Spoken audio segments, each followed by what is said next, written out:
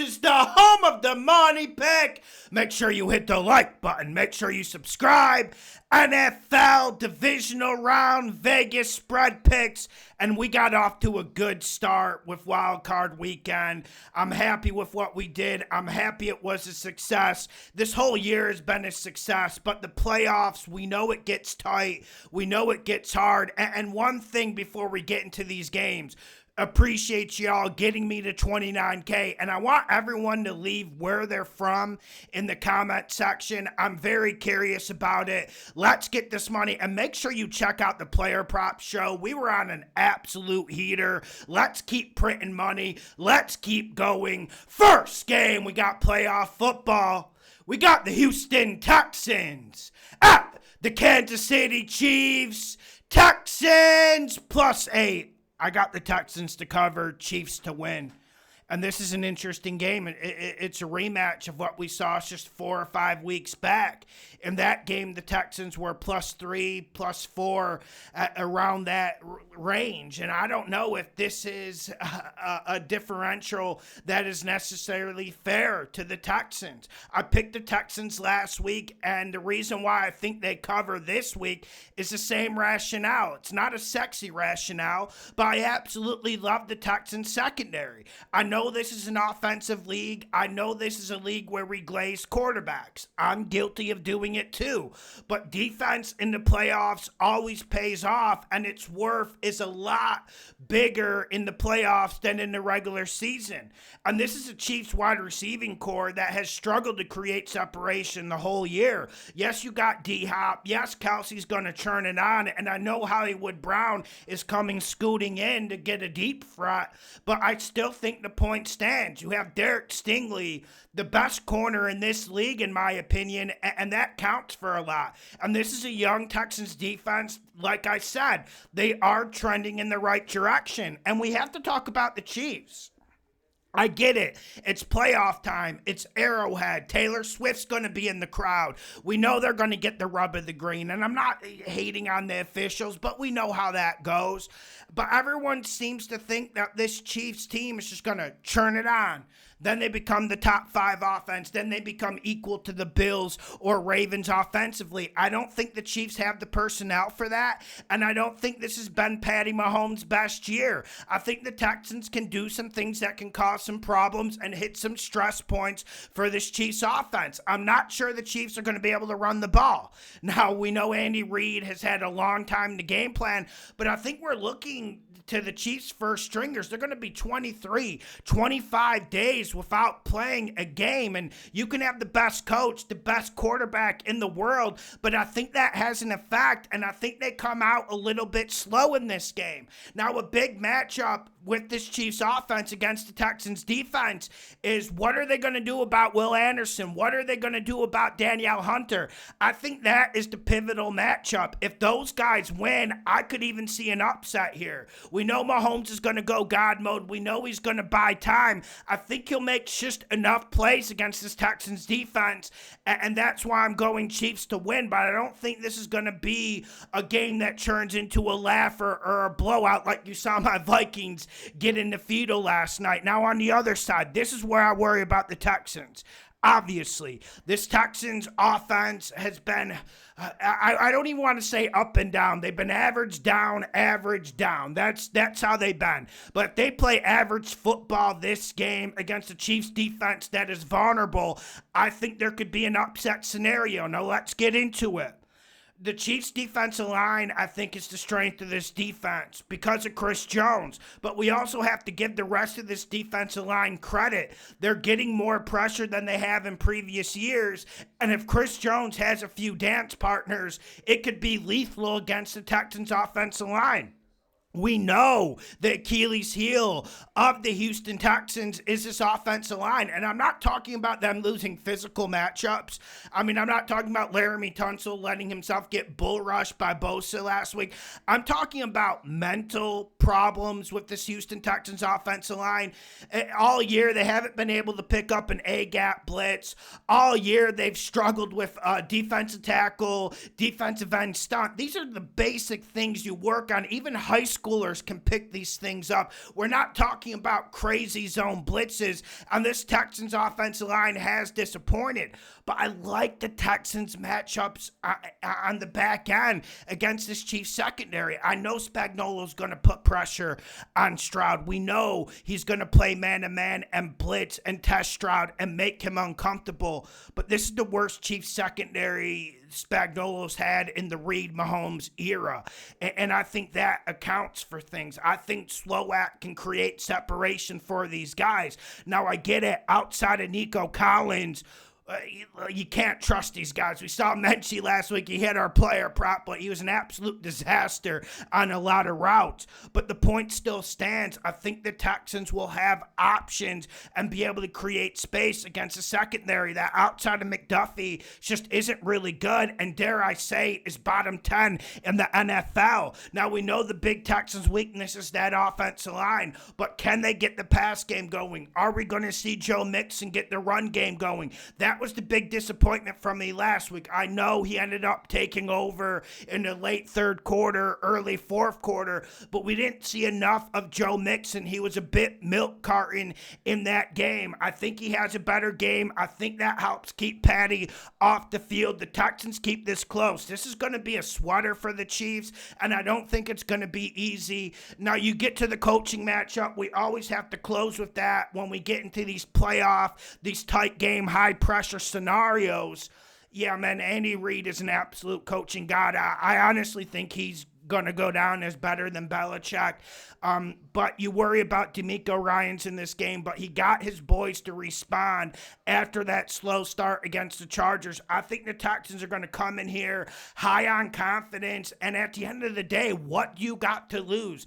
Everyone thinks the Chiefs are going to come in here in Arrowhead with Taylor Swift watching and absolutely thump you. You're playing with house money. That's when you're most dangerous. I think the Texans can keep this close, maybe even win the game. I'm not going that far. Texans to cover, Chiefs to win in Arrowhead. Next game, we got the Washington no-names at the Detroit Lions. Lions minus 9.5. Money, money, money. Money. Lions winning the cover, Dan Campbell. And I don't like doing this because I didn't like having to pick against the Commanders last week, and you saw how that just completely blew up in my face. It was almost a perfect weekend. I couldn't have painted a better picture besides for that game. Really, I couldn't. I'm not beating my chest, but that game was the Achilles heel. Still a good weekend. Still a lot better than other people, but that one really got under my craw. But the analysis is the same. For the no-names, the Commanders, to win this game or even keep it close, Daniels has to go God mode. He has to go all Madden mode. Am I ruling it out? No. Do I think this Detroit defense is a little bit vulnerable? I do. But I just think the talent level between these teams, the physicality gap between these two teams is going to show. We know the Commanders' big weakness is their run defense. Were they more competitive than we all thought against the Bucs and Bucky Irvin? Yeah, they were. They battled. They fought. Deron Payne damn near tore off his arm battling. But I think Deron Payne injury is actually really big in this game. I know he hasn't had a great year, but they've already struggled in the run fits, and you got Montgomery possibly coming back. You got Gibbs and that big, nasty, physical offensive line going downhill in the Ford Field Dome. I just don't like the Commanders' chances. I don't like their front seven. And Bobby Wagner, man, he's playing with so much heart and spirit. But the fact that Baker Mayfield is trucking him in the middle of the field kind of says everything about the Commanders in this game for me. I don't think this front seven is physical enough to cope with Detroit. Detroit comes at you like a damn hurricane. It just doesn't stop. And I didn't even talk about Goff slinging the rock. I didn't talk about Amon-Ra. I didn't talk about Jameson Williams. Lattimore looks like he should be on the couch with us watching the games. It's just A lot of these guys on the Commanders overachieved this year. They've had great defensive performances, and no team plays with more heart and better vibes than the Commanders. But I'm just not seeing how they're going to get off the field against the Detroit offense that is the juggernaut and class of the NFL. I've been saying the whole year, I do think this Ravens offense is better and more explosive than the Lions. But let's be real about one thing. No offense is more consistent and ruthless than the Lions offense, and I think it proves this game. I just don't like this defensive matchup for the Commanders. If you can't stop Dowdle and the Cowboys' bad offensive line running the ball, what's going to happen when Gibbs and Montgomery are coming at you in waves? Even if Montgomery doesn't play, I'm not counting on Montgomery playing. I just think this Detroit offensive line dictates the pace and tempo of this game, and I absolutely love Johnson in this situation with the play calls. On the other side of the ball, this is where the Commanders need to be excellent. And for them to cover the spread, let alone win the game. And I'm not trying to be dramatic. I mean, this can be used against me.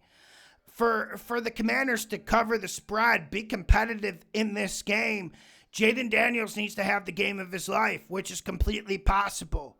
But one thing I'm worried about with the Commanders is, I know Jaden Daniels can run the football, but we even saw that had limits against the Bucs. But I'm worried about Brian Robinson's production. I'm worried about it, and I'm worried about the interior of this Commanders offensive line.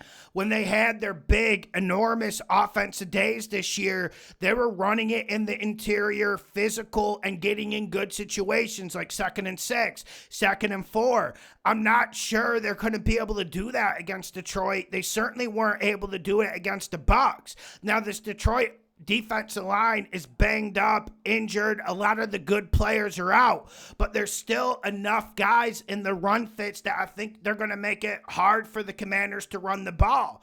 And Jaden Daniels, of course, will contribute, and he'll make big plays with his feet. But I worry about that situation. I also worry about the matchup on the outside. What does Detroit like to do?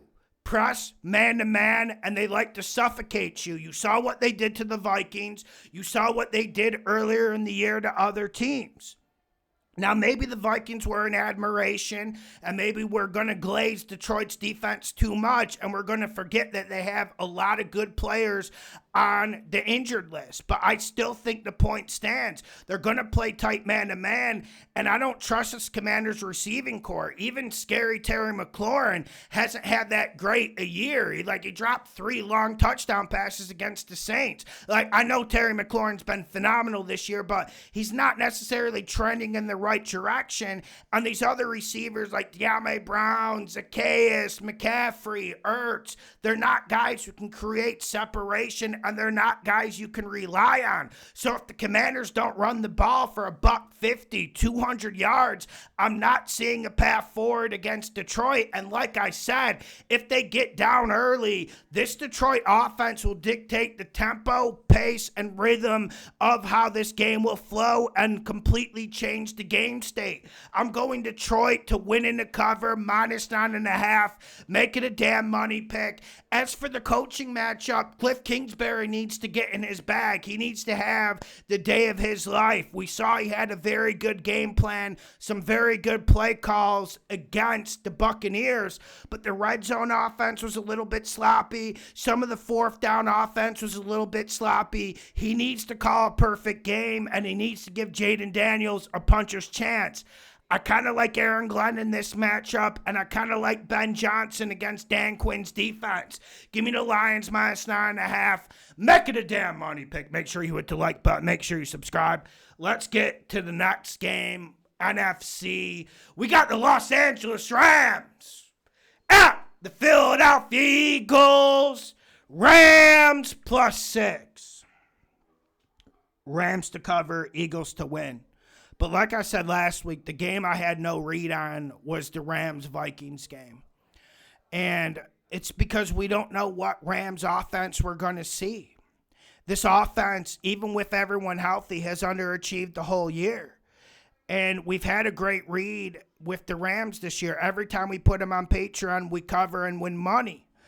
But the point still stands. This Rams offense has disappointed me this year.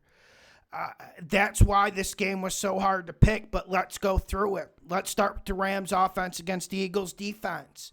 That Eagles defense completely dominated and decapitated Jordan Love and Matt LaFleur last week. And I have been saying all year the Packers are overrated, and the Packers offense is a run-first offense. They're not the offense you guys think they are. Even with that being said, what they did against Jordan Love was impressive, and it's not something you can duplicate without having a ton of talent on defense. That's why I think Philly wins this game. I'm not sure the Rams are going to get the run game going. The Rams passing offense is at their best when Williams starts hot, running the ball 4 or 5 yards, and then Matt Stafford can do the play action and push that rock down the field. Cooper Kupp just doesn't seem like a viable option underneath anymore. And that's why you have to focus on Nakua getting down the field on the play action. That just seems to be the best way forward. I know Robinson's been stepping up in this wide receiving core, but I think an important matchup here is Eagles secondary versus these Rams options. And this Eagles secondary has been the best in the league as a collective, and I don't think we saw anything last Sunday to change my mind. I don't. And if the Rams can't get the run game going, I'm just not sure Stafford's going to be able to sit back there and peruse his options without pressure. He's going to get pressure, and he hasn't been a good pocket passer when getting pressure this year. It's been a weird Matt Stafford year, and I think he's been poor at times, and no one's really talking about it. He will get hit this game. He will get flustered, and I'm not sure he responds. I do think McVay will be in his bag, and I do think they'll be able to manufacture points to keep this close. But like I said, if they can't run the ball even a little bit, this game could get really ugly. That's what's so hard for me to pick this game. Now, here's the other reason why this game is hard to pick. I'm going Rams to cover, just so everyone knows. Like I said last week, it's not just Hurts coming off an injury. Hurts has been up and down this whole year, and at times this Eagles pass game has been hard to watch. It's been hard for them to find rhythm. And I know people are saying they're 31st or 32nd in passing. Listen, I don't really buy into that stat because they're running the ball for fucking 200 a game, and do you really need to pass it if Saquon Barkley's getting 7-8 yards a carry? But that stat does say something about the rhythm of this passing offense. Sometimes it goes completely dry, and sometimes this Eagles offense wants to throw it more than they should. I get the temptation when you got Devontae Smith. I love watching Goddard and A.J. Brown work. That's a great trio that you can't duplicate in any team in this league at the moment. But the Eagles need to stay consistent and run the ball. But I do think they'll face a match in this Rams defense. This front seven outside the linebacking core is very good. The linebacking core is the weakness of the Rams defense. But this front four, they cycle in 6, 7, 8 young bulls, and they just keep coming at you in waves. Now, the Eagles do have one of the better offensive lines in the league, but I do think this Rams defense can respond, especially the guys up front. You got Verse, you got Fisk, and the Rams should just be singularly focused in this game. Let Jalen Hurts beat us. Let's put 8 men in the box. Let's get physical. We do or die stopping Saquon Barkley. If Hurts throws for 300, 400 yards, let him beat us. Let him beat us. But the Rams cannot let Saquon Barkley take over this game and dictate the rhythm of play. I do think this Rams defensive line steps up. I like Fisk. I like Verse. I think they're going to be future all-pro players in this league. I think the Rams defense does enough to keep it close, but the Eagles just have too many damn playmakers, and let's be honest.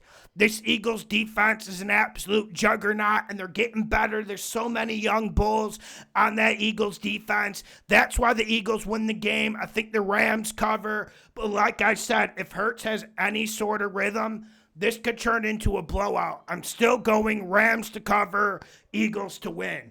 Next game, we got the Baltimore Ravens. Lamar at the Buffalo Bills. Ravens -1. Money, money, money!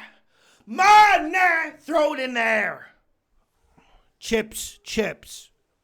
Putting them in all in the middle. Okay, no one do anything crazy, all right.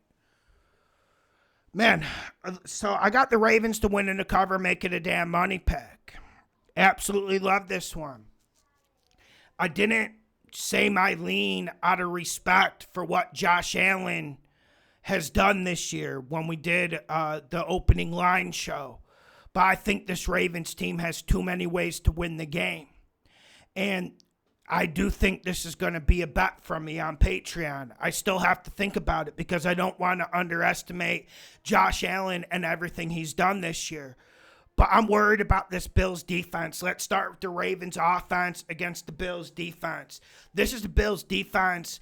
I know they want you to run the ball. I know they like playing two deep shell with Hamlin and Rapp roaming around back there, causing problems for quarterbacks.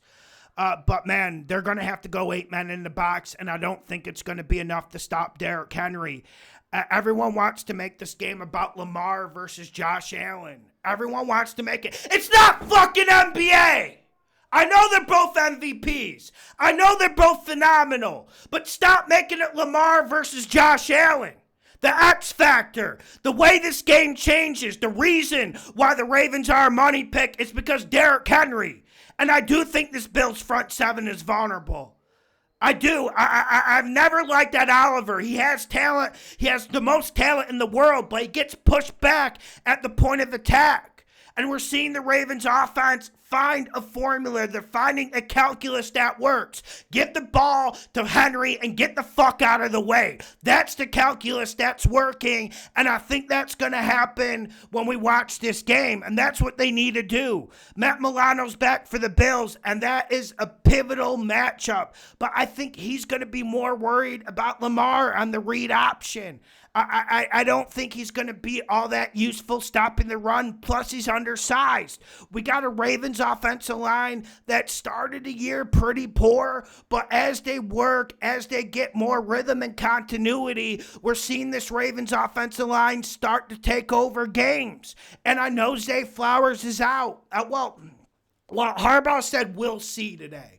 I'm making this pick on Tuesday afternoon, assuming Zay Flowers will not be out there. Yes, that's a big blow. Yes, that takes away the play action pass and the explosivity of the Ravens.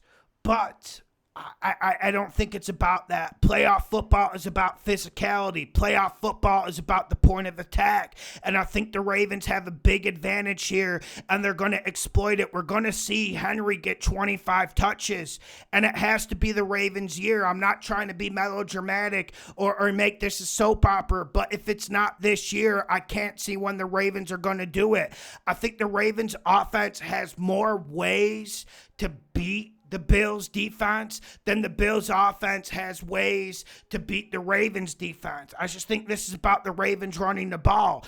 On the other side, listen, when you talk about this Bills offense, I look at Josh Allen, and I get that's why we're making this into NBA. LeBron versus Kobe. I get why people are turning that into a Lamar versus Josh Allen. But Josh Allen has to go hero mode in this game. He has to play the perfect game, and I know he's capable. Let's not count him out in that game. Let's not count him out. This money pick, I feel confident about, but we know Josh Allen can change that just by him going off. But I like the way this Ravens defense is trending. Look at how good Humphrey has played. Look at how good Wiggins is playing. Ever since they moved Kyle Hamilton back to the deep safety role, this past defense has gone to another level, and I've been impressed with it. I love the run fits for the Ravens, and that was a big part of the Bills' win against the Broncos. James Cook and Josh Allen running the ball. And that's why I think this game, why I got so mad about the NBA stuff, because I think this is about both teams being physical, and I trust this Ravens defense in their run fits. No one's really ran the ball or slammed them around this year. I think the Ravens defense has better resistance against the run. Also, Now, I know the Bills have been phenomenal this year, and it's a very good offense. You don't put up 40 points in multiple games if you're not an elite offense, a juggernaut of a unit. They're an absolute train, especially when they start going downhill. But I got to ask you guys a question. Does Josh Allen have enough help? How much does Josh Allen have to create with these guys? I know Shakur can create separation, and he's very dangerous in the slot, and he's underrated in terms of going across the middle, holding on the ball when someone's laying wood at him for a small guy. But do you trust Matt Collins? Do you trust Keon Coleman? Do you trust Dawson Knox? Do you trust these other options to be able to give Josh Allen a big play? Or is Josh Allen going to have to roll to the right, stiff arm people, roll back around, and that's how they create separation? They weren't creating all that much separation against Denver until Josh Allen kept buying time and running the ball and going forward. I just think there's too much on Josh Allen's shoulder right now. And let me ask you, take Lamar, take Josh out of it. Which team do you think has the better roster? Which team do you think is more physical? Which team do you think is better coached? I think the Ravens have way more paths to victory. But like I said, everyone needs to be mature and understand this is playoff football. And when you got all-time greats like Lamar Jackson against Josh Allen, a guy like Josh Allen can change this game on his own. That's how good he is, and we're at a special moment in football. The last thing I want to say about this game, you look at McDermott, you look at Harbaugh. I got to go Harbaugh in this edge. I've seen so many times McDermott fail to make adjustments, come into games with defensive game plans where his pants were taking down. And we've seen Rousseau and Von Miller. Rousseau's awesome. But I got to tell you, one player I've been so disappointed in this year has been Rousseau. I'm just not seeing the consistent pass rush from this Bills unit. And if you can't get to Lamar Jackson, if you can't bother him, if you're giving him 7 or 8 seconds in the pocket, he's going to absolutely kill you, especially because there's going to be 8 men in the box. Even the Bills don't like doing it. And the Ravens will have space to get the ball down the field. I think the Ravens have way more paths to victory in this game. The path to victory for the Bills is Josh Allen play 100 out of 100, which he's capable of doing, but I'm going the other side. Give me the Ravens winning the cover, making a damn money pick. Make sure you hit the like button. Make sure you share the videos. The best gambling show on the internet. Playoff football, playoff beard. Let's fucking go.